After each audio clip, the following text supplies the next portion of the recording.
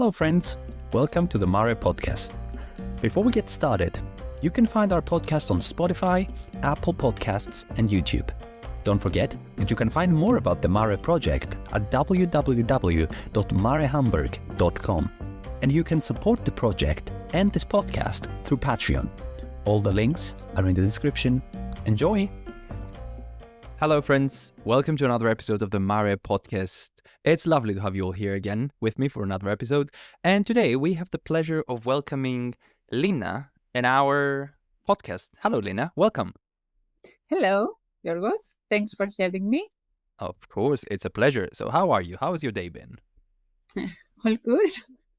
How was yours? Yes, good. Yeah, very nice.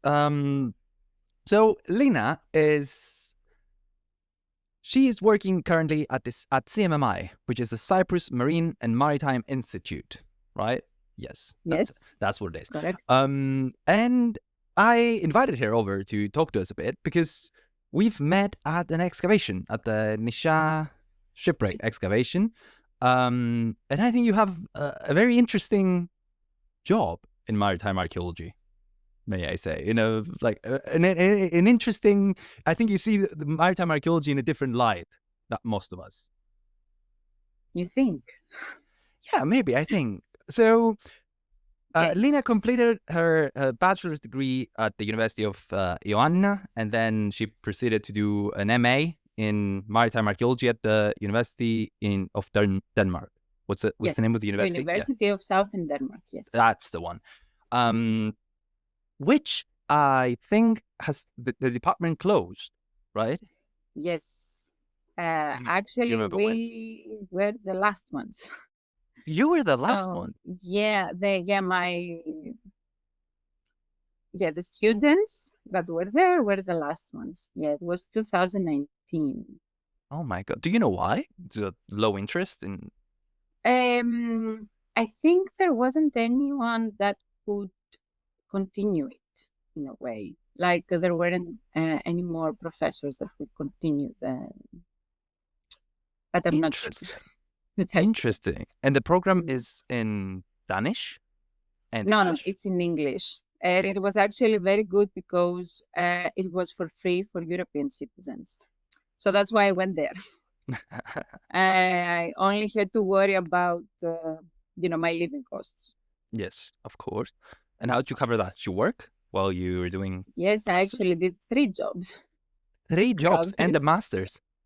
And the master's, yeah. How did you manage that? Wow, that's quite a sacrifice. I don't know. To tell you the truth, now that I'm thinking, I don't think I would be able to do it again. Why though? Why? I think it was very tiring. Like, how? I mean, it makes sense. But if you need to survive, you do a lot of things. Oh yeah, it's a survival instinct, right? Yeah, you do a lot. Okay, so anyway, before we get into that, talk to us a bit about your studies. How did you get into maritime archaeology, into archaeology first, and then into maritime archaeology? How did that came to be?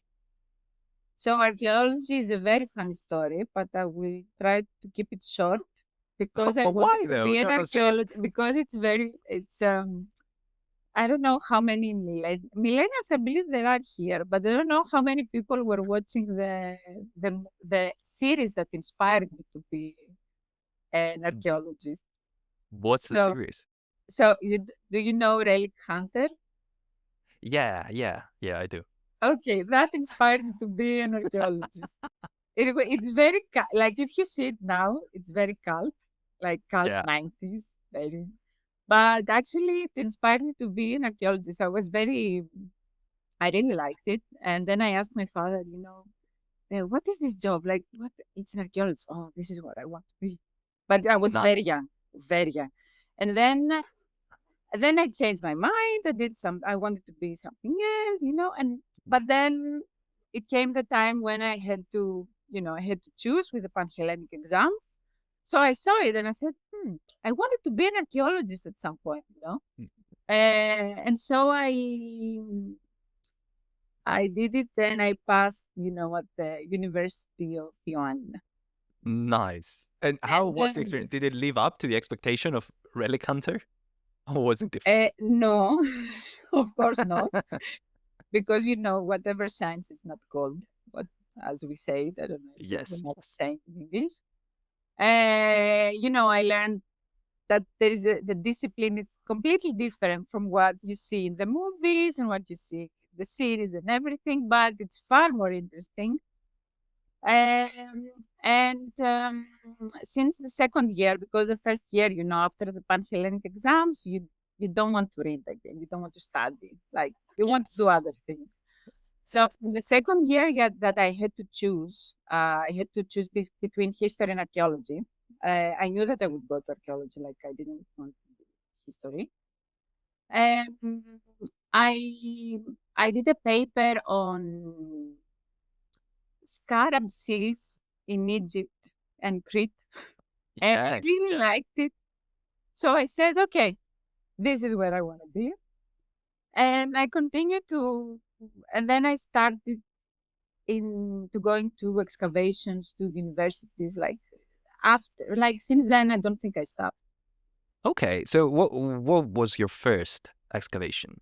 Do you remember? It was at Kastoria, Mhm. in Greece. The site was called Paravella. It was a cemetery. A cemetery. Byzantine times, yes. I think Oh, Byzantine times, yes. Um, yeah, and then I thought I wanted to be an osteoarchaeologist because it was some. But someone told me that if I become an underwater archaeologist, not someone, Professor Plagos at that period, that he was there, he told me if you become an underwater archaeologist, you might not find a lot of people doing it. So I said, why not? Because I was a competitive swimmer. So me and the water I was very familiar with it. So I said, okay, let's see. And I went to the Aristotle University, then had some meetings, gatherings about maritime archaeology. And I went there. So I found out that you need diving license, oh, surprise. from underwater. So I did my first one, the PADI first one, the open water, to see if I am comfortable underwater and see if I can do this. And then I found also uh, the program, the Maritime Archaeology program in Denmark. I saw I was comfortable, I was accepted, so I said, okay, I will go. Oh, very nice. So the MA in Denmark needed you to only have your paddy open water, and then they trained you even more, or not? No. It was me. I just wanted to see if I'm okay underwater because the course was practical. Yeah. You were training to be a maritime archaeologist, also diving wise. So Oh, you had interesting. yes, I was trained to be a commercial diver Mm. there. It was there is a different umbrella there, so it's not just recreational diving; it's more professional diving. So I was trained during my 2 year master, and we did also a lot of other things, interesting things, such as photogrammetry, 3D modeling, GIS, all these tools that you can use it so that you can extend your research in archaeology even further, Of and of course, course but maritime yeah, archaeology. yeah, but it sounds super practical. So how did you find commercial diving in like in contrast to open water diving, recreational diving? Was it hard to transition to? The commercial diving is completely different. So you dive alone, you have a lifeline, and but the system, the recreational system, it's a you dive with a buddy. So the thing is that so I don't think I was very into the recreational system. I just did my first one, and then I learned how to be a commercial diver.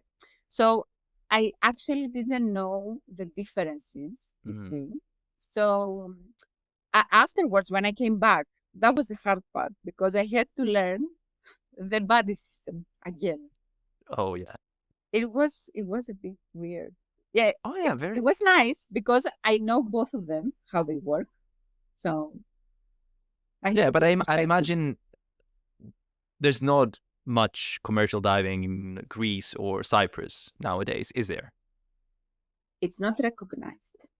That's It's the thing. not recognized.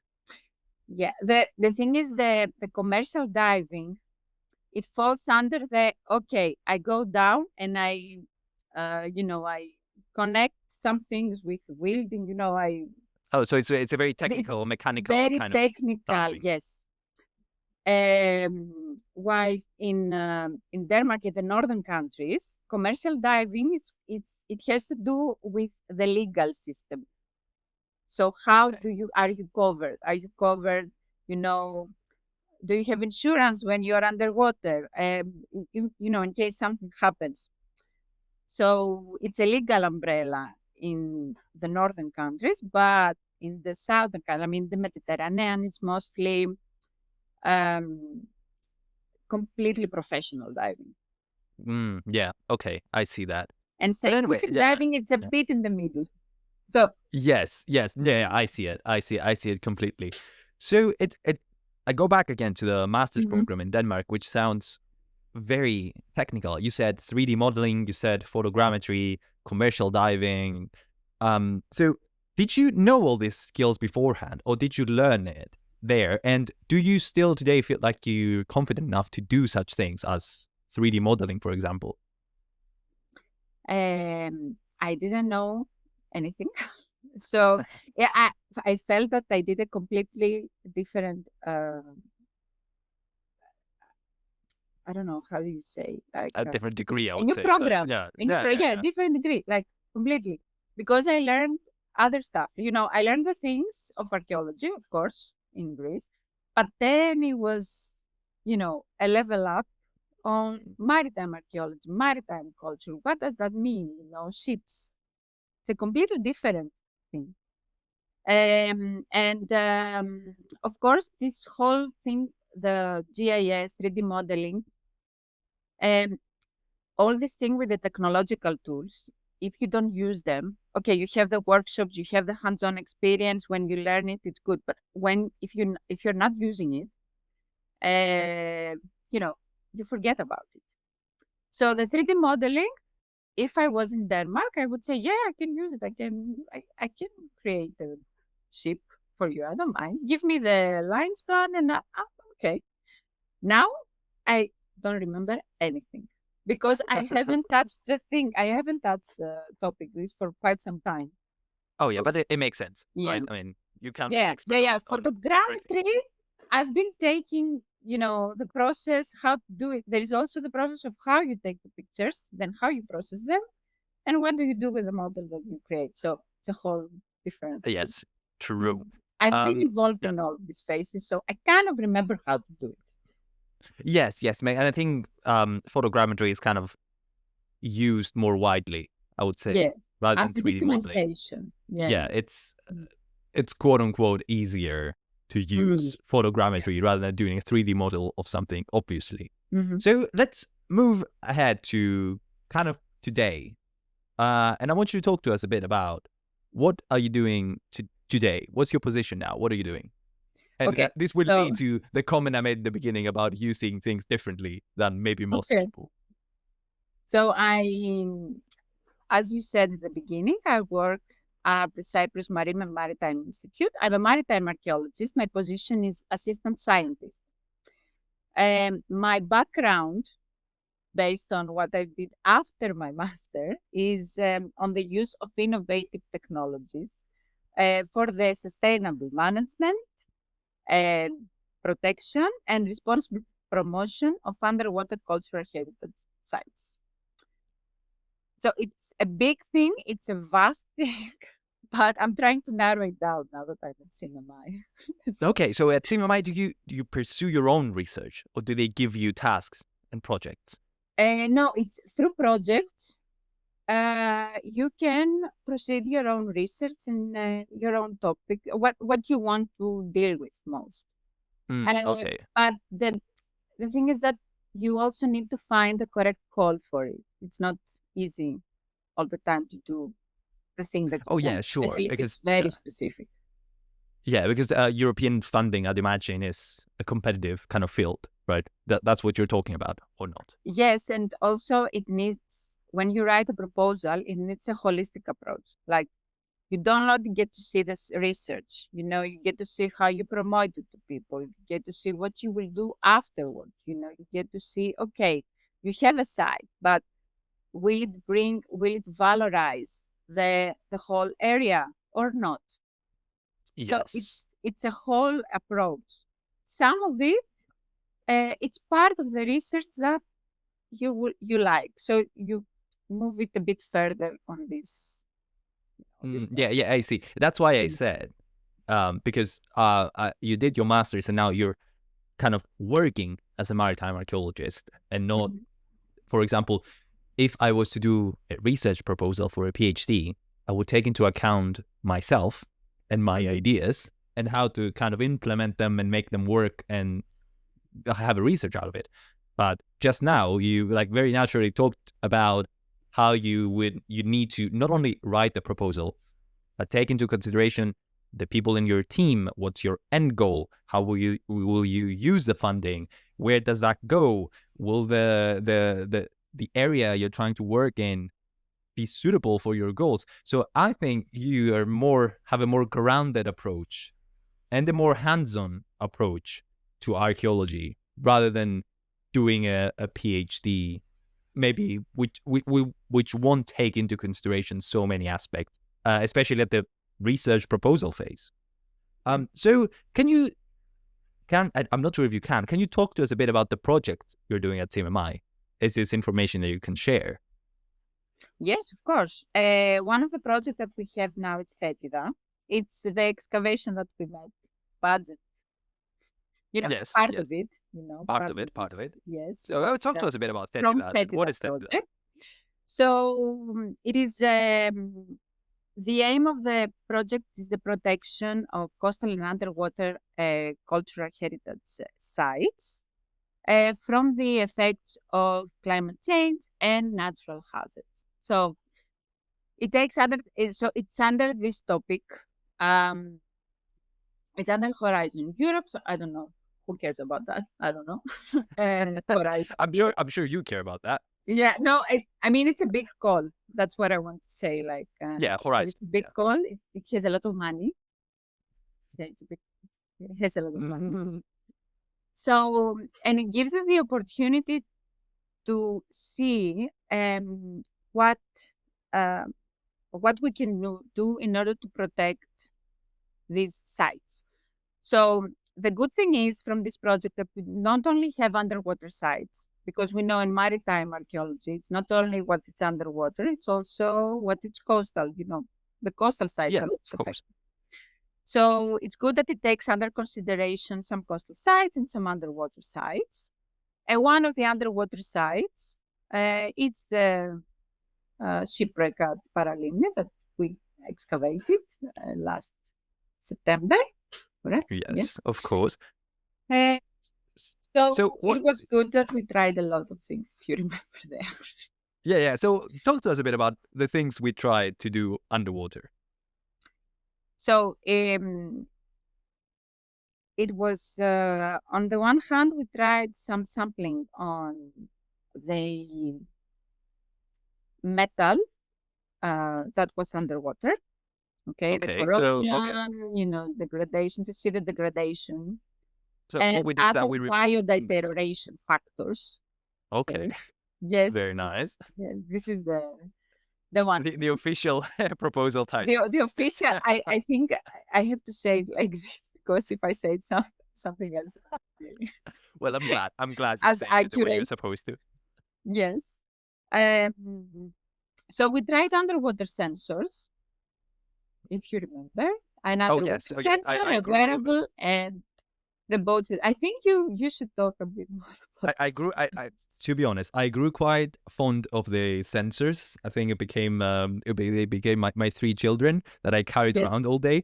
But I was not sure what they were doing. I think you know more than me about what their actual function was. I would just lower them in the water and take them out. So the concept was we needed to have some data on the environmental factors happening underwater, and because the site was in 28 meters depth.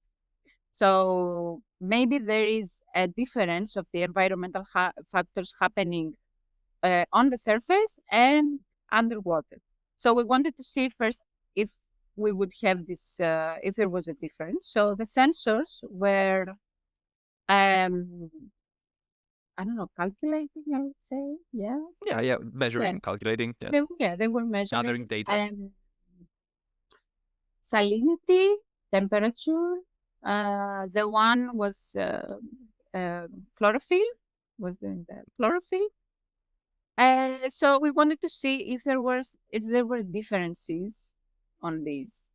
The things were prototype. Okay, Yes. let's focus on the thing prototype. And so there were some testings, and we are waiting to see the results. We still have to decide if they worked or not. Okay, so there is the metal parts that were taken, sampled. Then there were the underwater sensors. And we took samples of wood as well, right? Or was that for something else? The thing was the hyperspectral camera. The hyperspectral camera, yes. Yes. Do you understand how that works? Because I surely don't. So with my simple head, what I can say is that, the human eye has the spectrum, from the one side to another. I don't know the colors, I think it's RGB, red, green. Yeah, I think it's blue, RGB. something Yeah. This. So the hyperspectral has also the bigger spectrum, a wider range of colors. Wider range of colors. Yes. So I think what we tried for the first time to take these colors underwater, because it's easy to take it, to do it on land, but underwater, you have water between the hood and the camera. So we had some difficulties because you had to keep the hyperspectral very still. You had to be very still, which, as a diver, you cannot do it. Yeah, it's very difficult. If you're not stepping on the ground, actually, you cannot. Yeah. I remember it was something like 40 seconds of not moving for one photo to be taken, something like that.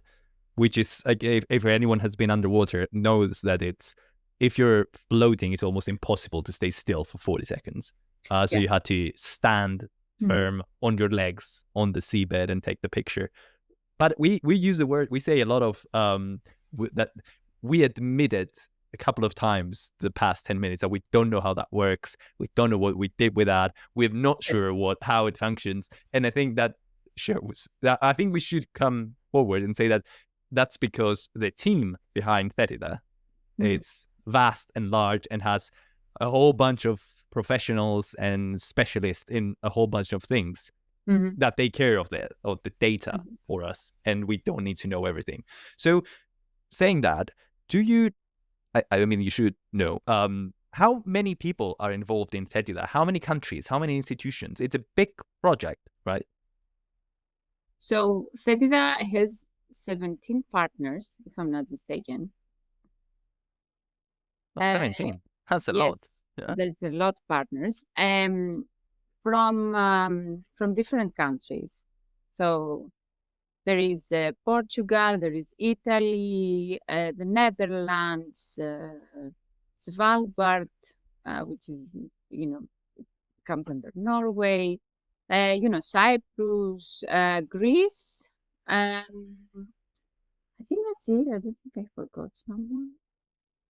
Yes. All right, that's a whole from east to west, north to south. That's everywhere. Yes. And we have 6 pilot sites. 6 pilot sites, okay. 6 pilot sites, so 3 coastal and 3 underwater. Okay, so the Nisha shipwreck is one of the underwater. The one underwater. Ones. What are the other 2 underwater ones? The other 2 is the one is a World War II aircraft which is in Portugal, Algarve. And the third one is a World War II shipwreck, the Aqua shipwreck. Maybe the aircraft is World War One. I have to Okay, yeah. One of the world wars. So yeah, the one is World War One, World War II, and then we have the site in Paralimni, Which is the 18th shipwreck. century. Yes, and then we have another one in Italy, actually, an underwater site, which is the Gallinara, what we call shipwreck. It's what many people would know as the Albenga shipwreck. The Albenga. I've never heard of it. What is that shipwreck about? What is the dating of it?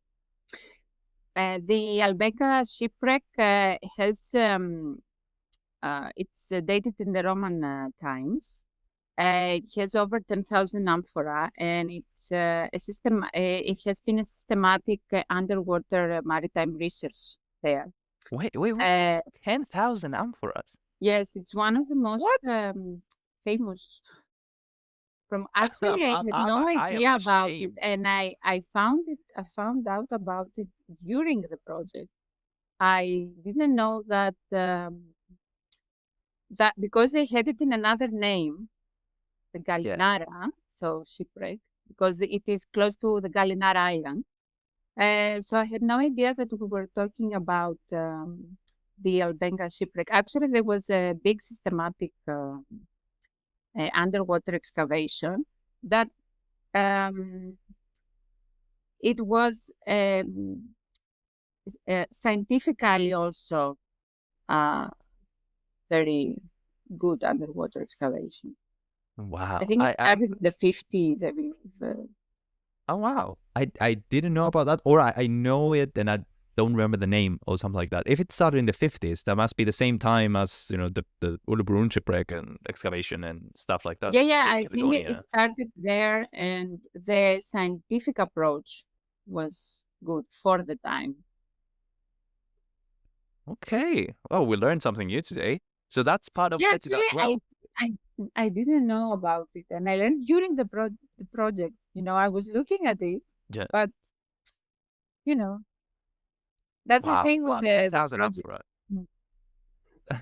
Yeah, because you can never know everything, and I mean, especially in this podcast, the amount of people that come in and tell me about sites and their importance, and I don't know about them, and I get so starstruck. Like, oh wow, there's so many sites, especially underwater sites, that I didn't know about, and this right now I'm like, I'm blown away by the sheer amount of amphoras that were found in this. But anyway, let's move past my excitement about amphoras.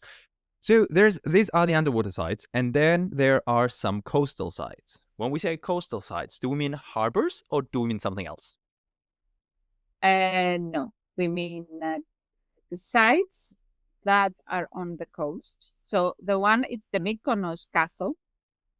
So it's way up the coast. Yeah. So yeah, the other, not half submerged or something. It's there. It's in the coast.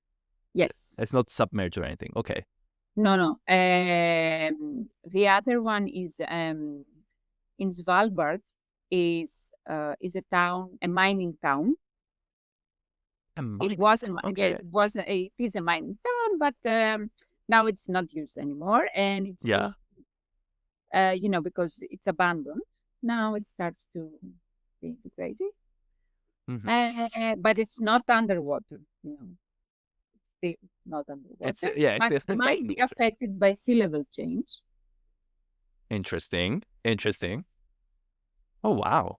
And people can check out these sites there's a website for Tätila, right? So people can check it out and can learn a whole bunch about Tätila. That's always an amazing section about the project that I didn't know about, even though I, as we established, worked for it.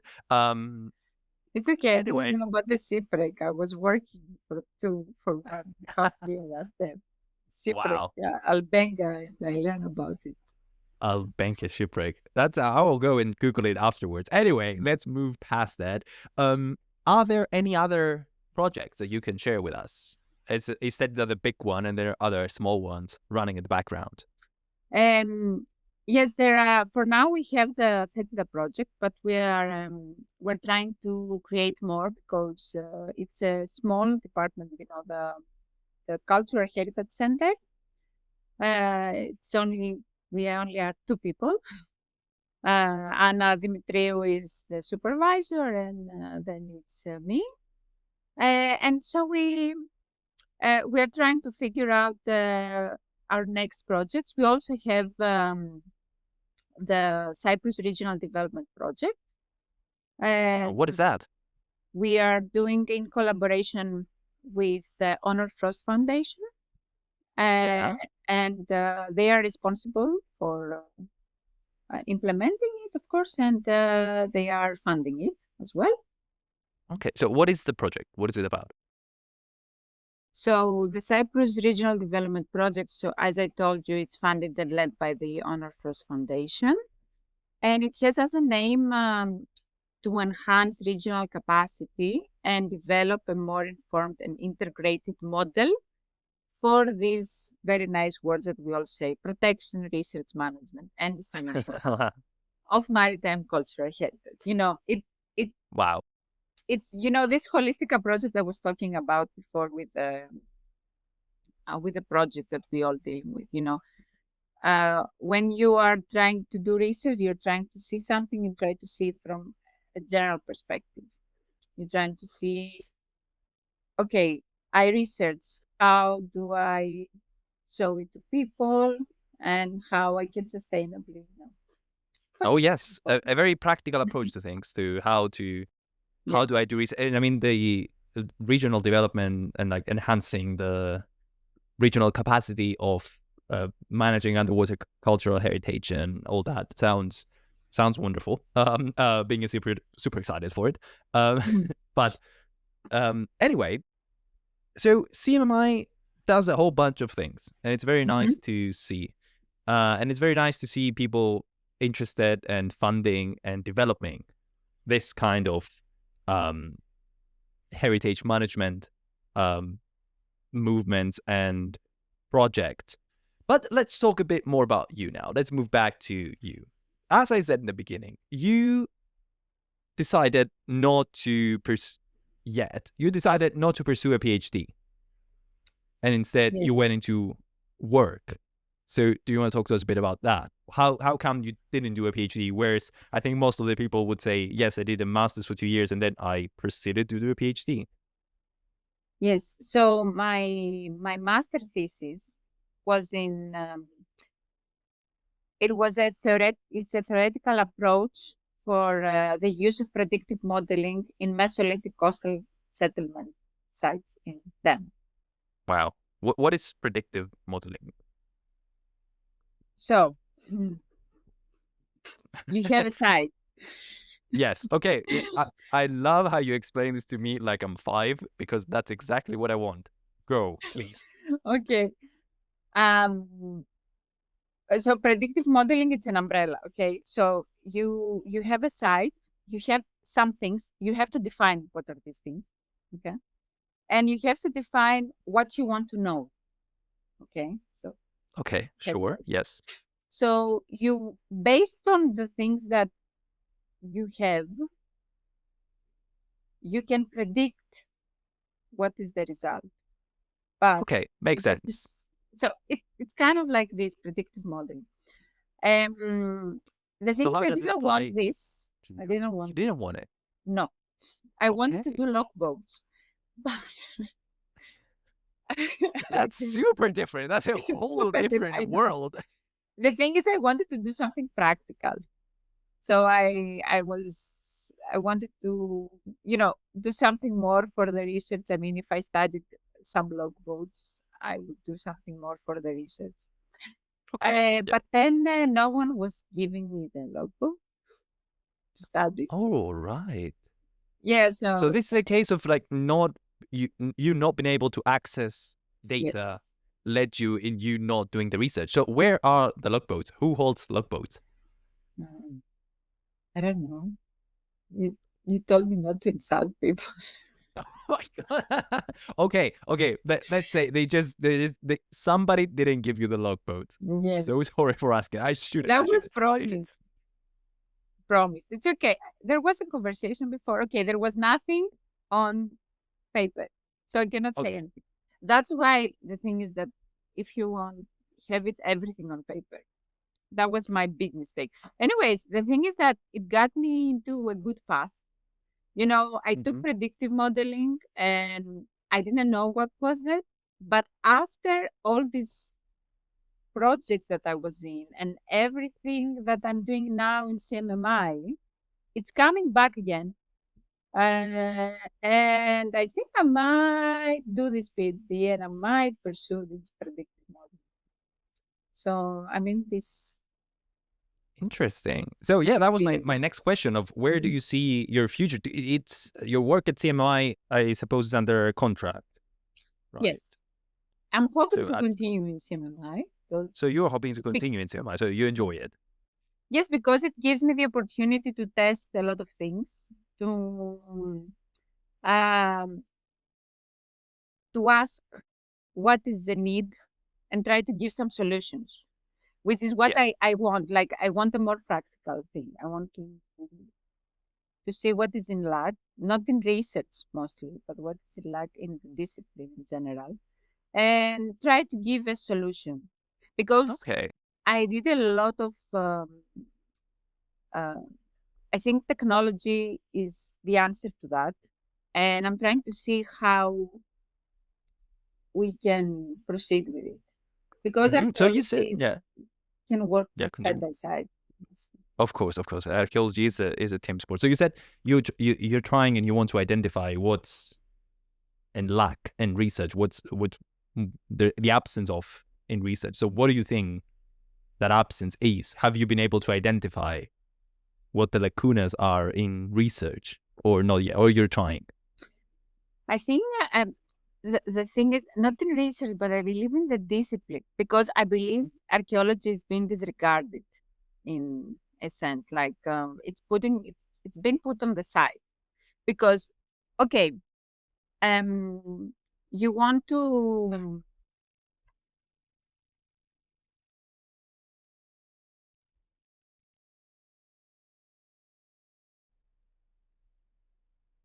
because you always want to know about the past, okay? But in order to do it, um, this needs a process, you know. But how will you tell about your identity if you don't search for it? But people don't know about it. So, you know, you always want to see where you came from, why, and why. But they don't know the whole process that this needs, you know, Yeah, they don't know what the work needs yes, the behind work that. that needs to be done in order to find about you what happened in the past and what is this Okay. identity that you're so in search for. Um, so what I'm trying to do is because time and money now cost a lot. So I'm trying to find a ways to do things faster and with Hmm. less money. Well, I'm sure that's a useful approach that every archaeologist would agree with. Mm. Doing everything faster with less money. So you, for example, now are one a very nice example of the need to move in archaeology in order to find work. So you have been not living in your hometown Mhm. since you moved out to do your bachelor's. And I think it's a fact that this is a recurring theme in archaeology. You can't just Mhm. do 4 years or 3 years, do a master's, come back in your home, and then just find a job and do the work. So I wanted to take your opinion on that. Do you think that's a good thing or a bad thing about archaeology? The need to move all the time. You know what I recently found? That No. there are a lot of archaeology jobs in Cyprus, but no one wants to come and work. In Cyprus specifically.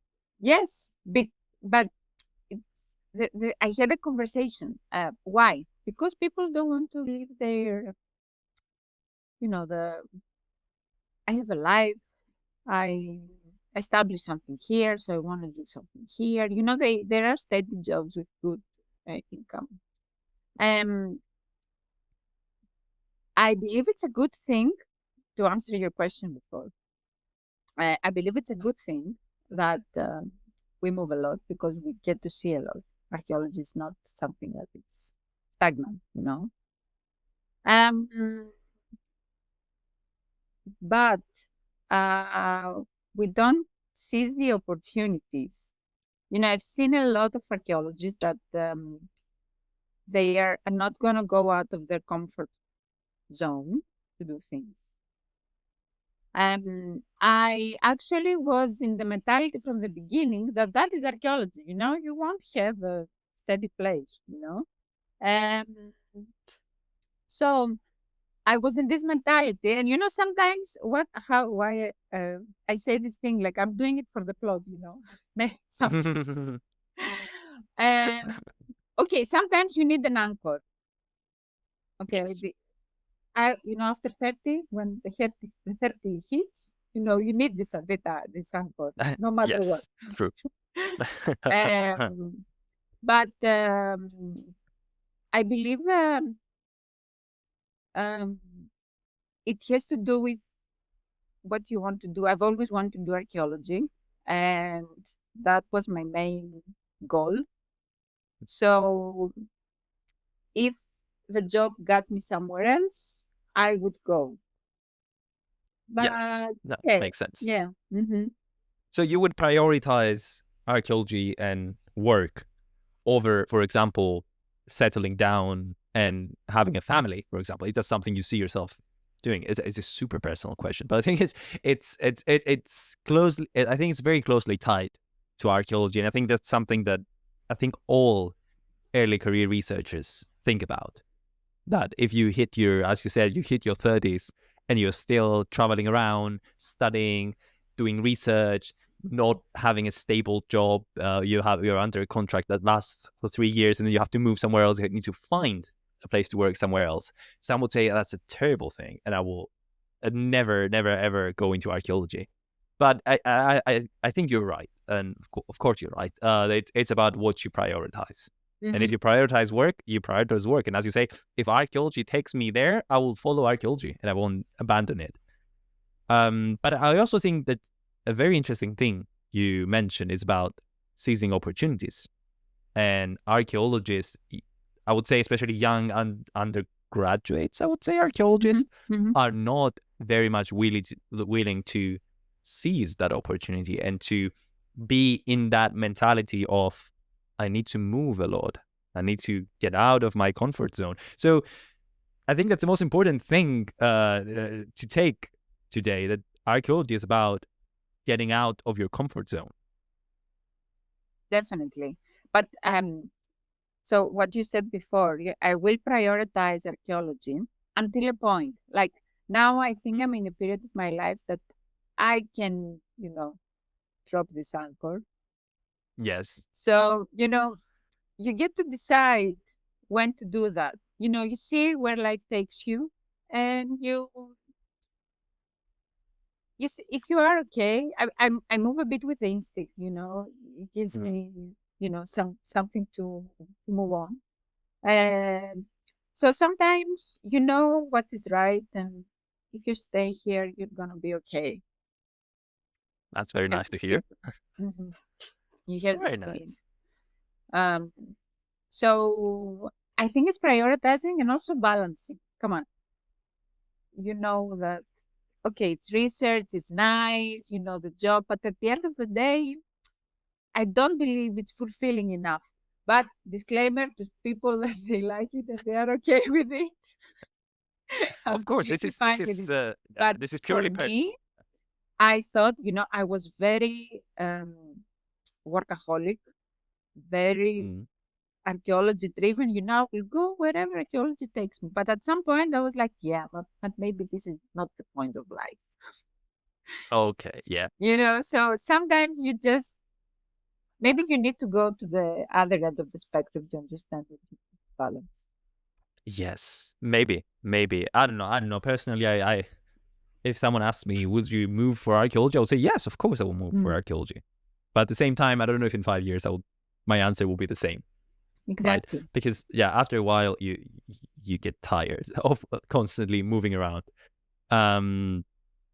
But talking about comfort zone and getting out of the comfort zone, I think your story is kind of inspiring at that sense, because you mentioned the first excavation you've been and being told by someone that maybe go into underwater stuff, and you said, oh, well, let's give it a try, which is by itself a thing that not everyone will do, because as you said, that the moment you thought about diving, your instinct was like, oh yeah, I know how to swim, so you felt better about getting out of your comfort zone and trying diving, and then you went to Denmark and you got out of your comfort zone even further to do commercial diving, and then came back and you said, oh my god, I need to do the body system, I need to learn technical diving. So there's a whole bunch of leaps and getting out of comfort zones in order to achieve this, some would say dream, some would say goal, to actually work into maritime archaeology. So I wanted to talk a bit about field work, these places you've worked, except the Nisha shipwreck, which we established. And what other projects have you worked underwater? Do you have a favorite? Do you have a least favorite? After my master's, so I will take you big back. So after my master ended, because you said something about comfort zone, I said I would stay You in can comment on Denmark. that. Yeah. Yes, I will come back to what you said, Yeah, to your go. question. But after when I finished with my thesis, um, I said, okay, now I have to go to work. Like, okay, Yeah. I've worked like voluntarily for so long, so I don't want to do it again. So I didn't look for the job actually to come, but I was in a conference. Yes, in a conference. I was attending. I wasn't speaking at all. In Formentera, which was opposite to Ibiza, if you know. So Yes. yeah, I was going for the beach. Like I went to this conference because I knew, okay, Formentera, September, what bad can be. And I found my next job, which was in Thessaloniki. And I came back because I thought I want to stay in Denmark. I didn't like Denmark. Sorry, Denmark, but I didn't like Denmark.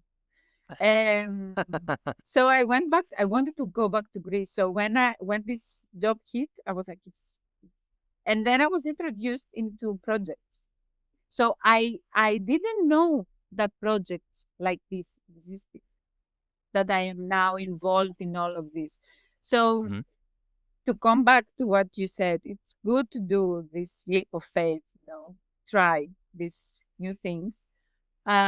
Because through the projects, I was introduced to this holistic approach into that. Okay, there is not only the research, we need it. Of course, we need the research. But there is also a way to make archaeology understandable to people, and especially maritime archaeology understandable to non-divers, because not everybody wants to dive, and not everybody can dive. We cannot make them dive. So this is a new world that was introduced because I made this leap of faith. Okay, I wanted to go back to Greece. I had another motive behind, but it was good, to try a bit. Oh, yes. So you mentioned voluntary work, which in archaeology is a big thing, a huge topic. So I would like to know your comment on that, on how much voluntary work should an undergraduate or a graduate student withstand before they start demanding for payment for their work? That's a hard topic, but I would say do it. Do it. Do it. Because you learn, because there is nothing like hands-on.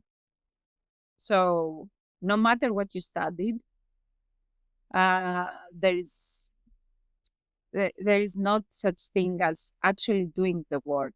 And go under 40 degrees, being with, not an umbrella, and start digging and, falling from the, oh, I don't know how you call them in English.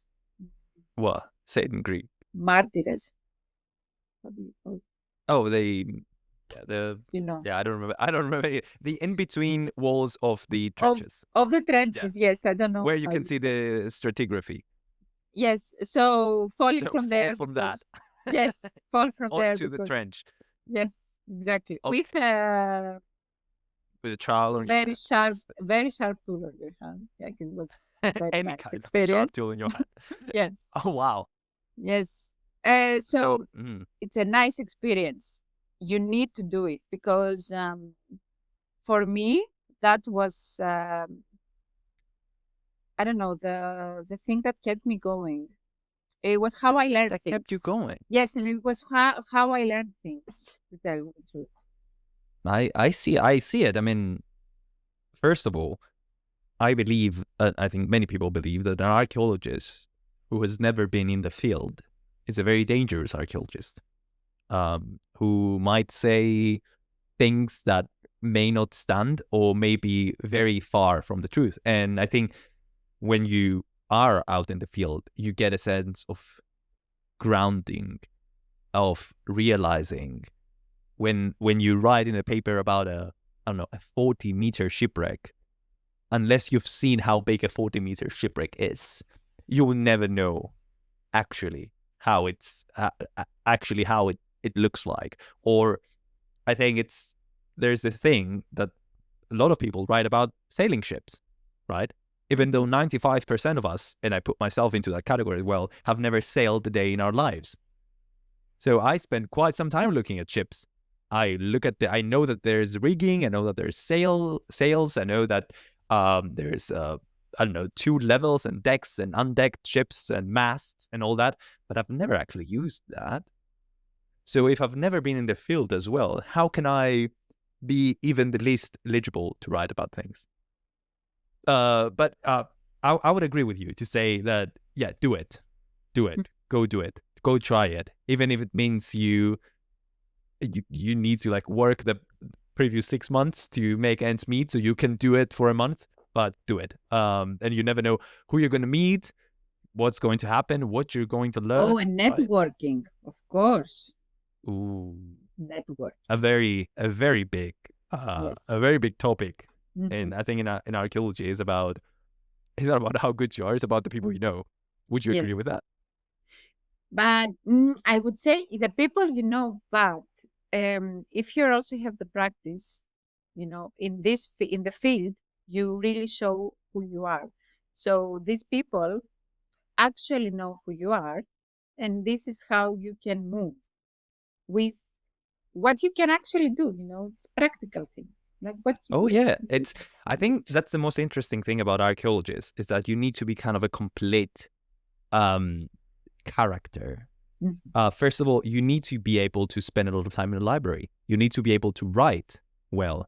You need to be able to express your ideas well. You need to form an argument well. But at the same time, you need to be able to work under 40 degrees, as you said, 28 meters deep, 40 meters deep, in difficult situations, in the mud and the dirt and a whole bunch of different situations. And you need to be diligent with your finds. You need to be patient with your finds. You also need to work in a team. It's not a solo sport, it's a team sport. So there's a whole bunch of qualities that I think that are attributed to archaeologists. I think you'll hardly find it in any other profession. What I say, you need to be a thinker and a doer, which is not everybody. Exactly. Yeah, it's not everybody's cup of tea. Oh yeah, and I think we see that in undergraduate programs where 60 people start and 10 people finish. Yeah, that's why you need to go out and try, because this is how you see if you are really into this. Because apart from the thinking part, it's also the doing part, and asking yourself, how will I do this? How can I easily, make the stratigraphy work, without spending so much time? Stuff like that. and from the logistics you just said, the technical characteristics, there's also for example, you mentioned matters of identity before. How do you make a pile of ceramics turn into a whole theory of identity for a bunch of people? That's a whole other aspect of archaeology that you need to be careful what you write. You need to do, but you also need to think about what you're writing, what you're seeing, and accept that what you're writing has an impact, an actual impact in the world right now. We may not be doctors, we may not be saving lives. Yeah, I'm not saying that we're the most important thing that happens in the world right now, but what you write has an impact, makes a difference, makes a change, makes difference in the way people see themselves and their past and who they are, right? Yeah, definitely. Definitely. You need to, and you can never know the truth of what happened in the past. Let's not forget about it. Unless you had a time machine and you were there, you But cannot know what happened.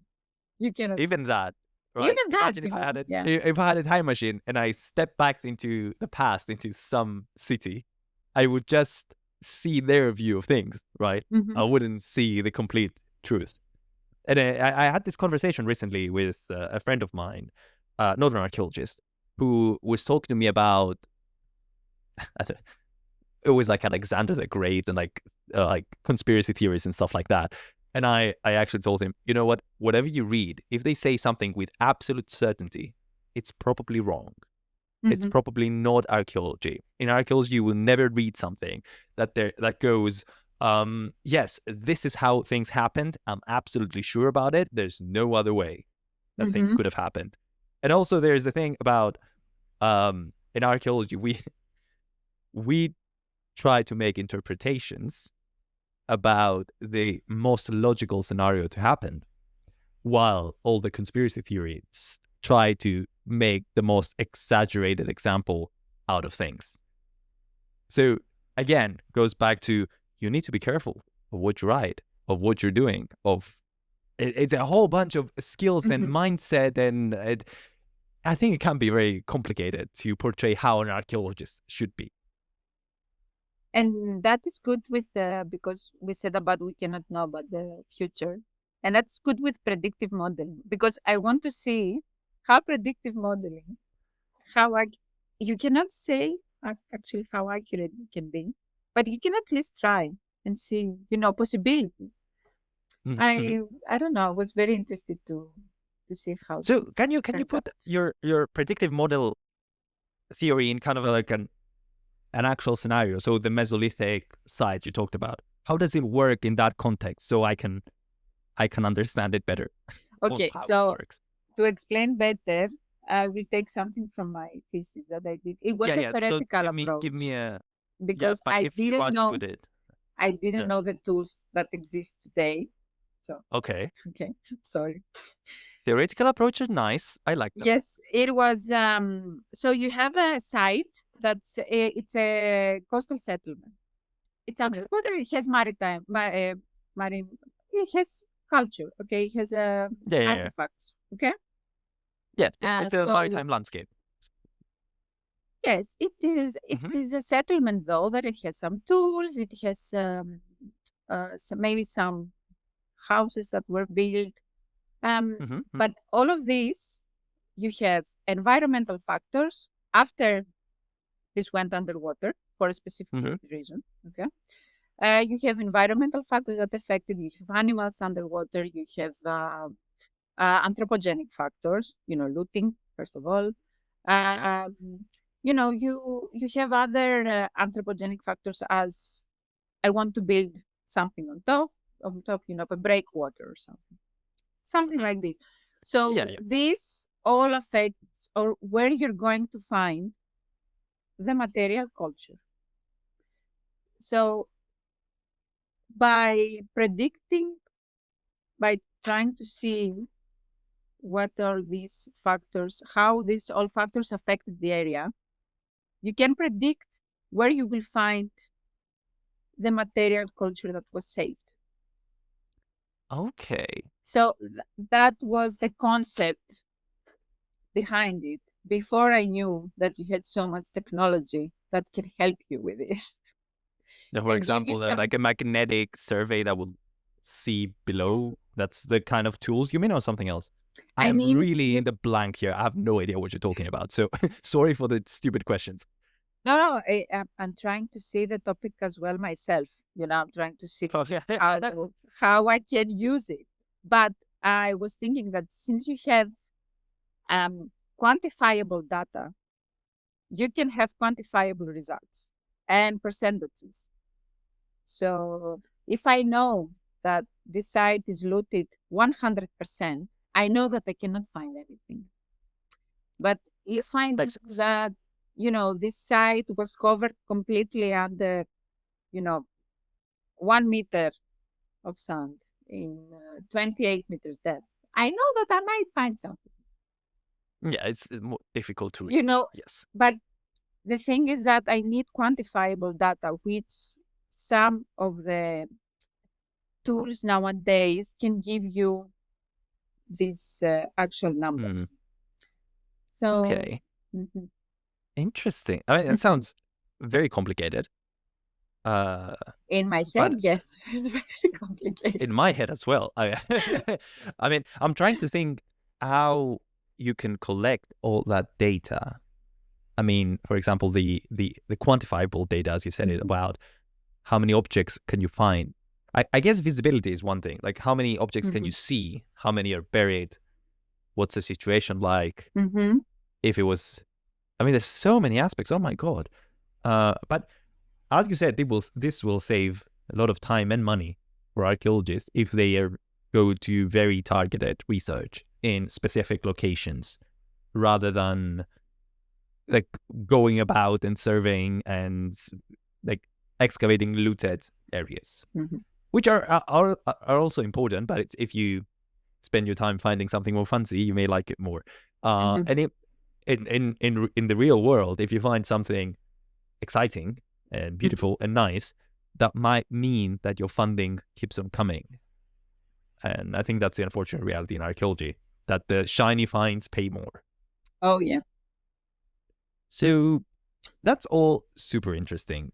And just to wrap this up, I mean, you gave me so much to think about, and I'm being so slow because we covered so many topics about from voluntary work in archaeology to your research about predictive models and how do you predict them, to your projects and funding. How I and think working in I archaeology. can predict them. Let's just be clear about it. Yes, because it's a right. topic that it's now in my head, and I want to see how. But that's all how all great ideas start. It starts from your head and then goes somewhere. It may lead to nowhere, but if the idea is in your head, it may lead to somewhere someday, right? So if you were to do a PhD now, where would you do it? Would you go back in Denmark or somewhere else? No, I was. That's why I told you, like, CMMI can give you this opportunity. Oh, you'll do through CMMI. Yes, through CMMI. Yeah, now I have to find, the professor and everything. But I believe I have great possibilities here in Cyprus. So I will go after them. Well, that's good to know.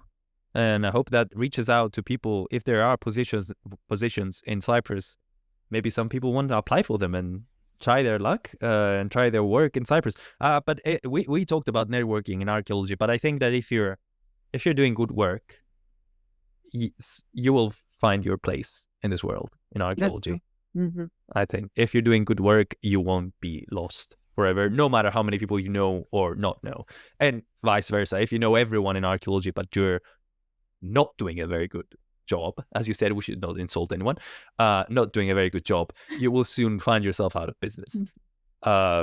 If archaeology is a business, and I think for some is. Anyway, I've been talking a lot. Do you have any closing remarks for us before we close this episode? I think I will stand at the last thing that you said. We cannot do everything, though. Okay? True. Yes. We choose the thing that we are good at and chase it. And as I said before, I mean, seize the opportunities have an open mind, and try to have a lot of skills under your toolbox. I believe it gives you a lot of, you can move around more easily. Yes. Yes. Oh, that's valid. That's very valid. So very interesting. Yeah. Thank you very much for this amazing talk. I think you gave us all lots to think about, and that's why I invited you here, because as I said in the beginning, I think your more grounded view of actual archaeology, how it works, I think it gives people a lot to think about and a lot to put into perspective, and realizing that for an archaeologist, it's not a straight road from a bachelor's to a PhD to a postdoc. You can do other things as well. You can find your leeway around things. So thank you very much, Lina, for being here. And thanks everyone for listening to another episode of the MARE Podcast. And I hope to see you all again in 2 weeks' time. Thank you very much. Bye. Bye.